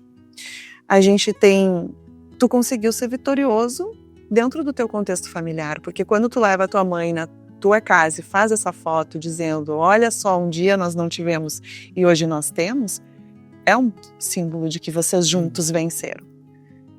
Então tu conseguiu em todos os teus nichos ser vitorioso. E isso é uma resposta para os teus pais. Em todas as áreas, desde o radinho que ele ouvia, do carnaval que ele tocava ali no intervalo, na mangueira que tu estendeu um pouco mais de água pro Charlie. Não sei se tu já tinha percebido esse olhar para a tua história, mas tudo que tu traz aqui hoje para mim mostra um Alexandro vitorioso em todos os seus campos. Sabe que eu te agradeço, que é uma ordem cronológica muito, muito legal de ouvir, mas sabe que uma das coisas que eu ainda debato muito na terapia é que é como se eu tivesse sido moldado pra, tipo, cara, tem que ir lá caçar, tem que trazer a caça. Então, quando eu trago a caça, que é o objetivo alcançado, aquilo pra mim é normal. É como se eu tivesse uma dificuldade de entender o tamanho daquilo. Então eu entendo, talvez eu não sinta, E isso é muito sério. Eu converso muito isso em terapia. Porque várias e várias Mas coisas... sente, quando tu entra agradecendo no teu condomínio, é porque tu Eu sente. tenho esses momentos, entendeu? Mas o que eu digo é que eu trato muito como se... Cara, eu sou responsável pela minha aldeia. Então as pessoas, eu vou lá. E eu vou fazer assim. E eu senti isso algumas vezes. Por exemplo, tu imagina tu passar na Sapucaí com 85 mil pessoas cantando uma obra que tu ajudou a escrever. Sabe? Então, é indescritível. Eu não consigo te dizer como é que eu senti isso. Mas é uma coisa fora do normal. Sabe? Porque tu passa assim com orgulho, assim, ó, eu ajudei a escrever. Sabe? Então, é muito maluco isso. Então, são coisas assim que, ao mesmo tempo que elas te retornam, é como se eu tivesse, eu não sei se eu criei um... Não fiz mais que a minha obrigação. Eu criei isso. Eu criei uma coisa assim, eu sou responsável por vocês, então deixa eu ir lá, que eu vou fazer isso aqui. Aí eu faço, entrego, só, vamos pra próxima, sabe? E às vezes não, acho que sempre tu precisa comemorar tuas conquistas, entendeu? Então, às vezes, me dá esses insights, assim, tipo, eu tô em casa, eu tenho um lugar na minha casa, na parte de cima, que toda vez que eu subo, eu olho, e foi o que fez eu me apaixonar por essa casa quando eu fui olhar. Então eu olho ela de cima, assim, sabe? Por dentro. Uhum. Aí eu digo, caramba, cara. Aí eu começo a lembrar como é que a gente vivia quando era guri e tudo. Então te dá isso, né? Pô, cara, que legal isso aqui. Sabe? De ver as gurias brincando, se divertindo com as coisas. Pô, e se esquece. Eu trabalho até 80 anos se precisar, mas já valeu por isso. Mas isso que tu toca é como se tu já me conhecesse mais do que tu me conhece. Porque é justamente isso. É como se eu tivesse... não fiz mais que a minha obrigação. E não, eu tô fazendo mais com a minha obrigação, entendeu? Mas tu tem uma coisa assim de meio que viver no automático. E isso pra mim é ruim, sabe? Aceite, merecer. É isso, e poder curtir aquilo, sabe? E poder dividir com as pessoas e tal. As pessoas que estão no meu entorno, a minha família, direto, minha mulher, minhas filhas, minhas netas, elas acabam entendendo melhor isso do que eu. Sabe, que tu vê eles curtindo tudo aquilo que tá acontecendo. Sabe? Então tem coisas mais simples, assim. Meu pai tinha pouquíssima condição, mas eu lembro a primeira vez que ele nos levou num buffet. Que loucura. Como se aquilo fosse um passeio turístico. E que ele dizia assim, só não coma muito arroz e feijão, que isso a gente come em casa. Porque daí vinha ali o rodízio de carne e tal. Então tem essas lembranças. E hoje, graças a Deus, é comum eu perguntar assim para as minhas netas, o que vocês querem comer? A gente quer comer tal coisa. E tu poder levá-las, passei alguns dias agora em Gramado, tudo que elas queriam entrar, a gente entrava. Entra num parque, lá ficar 4 horas caminhando no parque, eu podre de cansado, mas eu tava feliz da vida, né? Porque, olha o que eu tô conseguindo fazer, e os meus pais adorariam estar fazendo isso aqui pra mim e tal. Mas isso é meio que um conflito meu, sabe? Eu faço... Tu fica feliz pelos outros. Fico mais feliz pelos outros do que propriamente eu que tô conseguindo prover tudo aquilo, sabe? Eu acho que é legal, mas é um ponto que eu ainda preciso continuar a debater na terapia, sabe? Para entender um pouco mais isso e tal, e poder até aproveitar mais com eles. Aceite merecer as tuas conquistas. Eu sempre pergunto um golaço e um gol contra na tua caminhada até aqui. Tá. Cara, golaço eu acho que é a coragem de sair da RBS e tocar meu negócio, fazer na equipe do jeito que eu quis fazer. Cara, gol contra. Eu sou um ser humano com erros como qualquer outro, mas gol contra, assim, algo que tenha sido muito ruim. Eu me coloco só essa questão de não ter vivido mais tempo com a minha mãe, assim. Sabe? Eu acho que... Sei lá, eu poderia ter ficado mais tempo com ela. Eu acho que eu vou contra, assim, porque se eu tivesse que todos os dias levar... Eu moro a 40 quilômetros da minha mãe, onde a minha mãe morava. Se eu tivesse que todo dia ir 40 e voltar 40, pra ter certeza que ela ia estar aqui de novo, nossa, eu faria 3, 4 vezes por dia. E eu me culpo muito por isso, de não ter ficado mais tempo, entendeu? De daqui a pouco, ao mesmo tempo que eu tava correndo para que eu pudesse entregar algo melhor para ela, eu tinha que ter ficado mais tempo, sabe? Eu acho que é isso. Eu tenho ainda uma coisa de muito tempo, assim, para lidar, sabe, com essa perda da minha mãe, assim. Eu me coloco muita culpa por não ter ficado mais tempo, assim. E ela sabia exatamente por que eu não ficava mais tempo. A gente fazia videochamada, entendeu? Então, eu sabia quando ela estava, como é que ela estava, não faltava nada. sabe? Chegava meu irmão, cara, o que tá faltando? Não tá faltando nada. A mãe quer tal coisa, já tô te mandando dinheiro, aí vai lá e compra. Sabe, eu tinha esse zelo que ela teria comigo. Ela virou a minha filha. Mas eu tinha que ter ficado mais tempo com ela, sabe? É isso que eu ainda não consigo trabalhar assim. Bagé, o luto, ele é um processo individual. Uhum. E cada pessoa tem a sua forma de lidar, tem o seu tempo, tem a maneira como vai administrar essa ausência, mesmo que na presença, né? Porque a tua mãe foi presente aqui durante todo o nosso bate-papo e ela é presente na tua vida, no teu dia a dia. Então, entenda que talvez vai ser um pouquinho mais demorado para ti, mas que não necessariamente tu ter estado longe dela significava que tu estava longe dela. Ela tinha outras formas de estar próxima a ti, ela tinha orgulho dela por ti, certamente, ela via a tua caminhada reverberar para tantos cantinhos dos diais e dos canais, e isso também preencheu o coração dela com a tua presença. Então, que tu tenha esse processo de compreensão dessa dor, que daqui a pouco vai virar saudade, daqui a pouco vai virar lindas lembranças, no teu tempo. Na tua forma, não faz mal. Vai ter dias que tu vai querer só chorar, vai ter dias que tu vai querer só trabalhar, porque é uma forma de tu preencher, né, esse espaço que é dela, mas é algo só teu. Eu te acolho. Eu entendo que não é fácil. Eu sou filha única, né? Meus pais moram longe de mim, então cada vez que tu fala isso, também mexe um pouco com a gente, né? Ah, será que eu tô indo pouco? Será que eu tô fazendo menos? Mas às vezes a gente tá numa correria também, né? E entende que tá tentando fazer o melhor para também orgulhá-los e ao mesmo tempo esse melhor para orgulhá-los é longe. O que a gente pode fazer para conciliar as duas coisas, né? Mas eu sei que tenho certeza que tanto a tua mãe quanto o teu pai, eles têm orgulho da tua caminhada. Obrigado. E obrigado pelo convite, obrigado por esse bate-papo aqui, que ele é leve e é como se fosse uma mistura de desabafo, assim, sabe? Eu falei coisas contigo aqui que eu acho que eu não falei com ninguém, talvez nem em alguns casos, talvez não profunda tão... Em algumas situações, coisas que eu não tenho falado nem para minha terapeuta.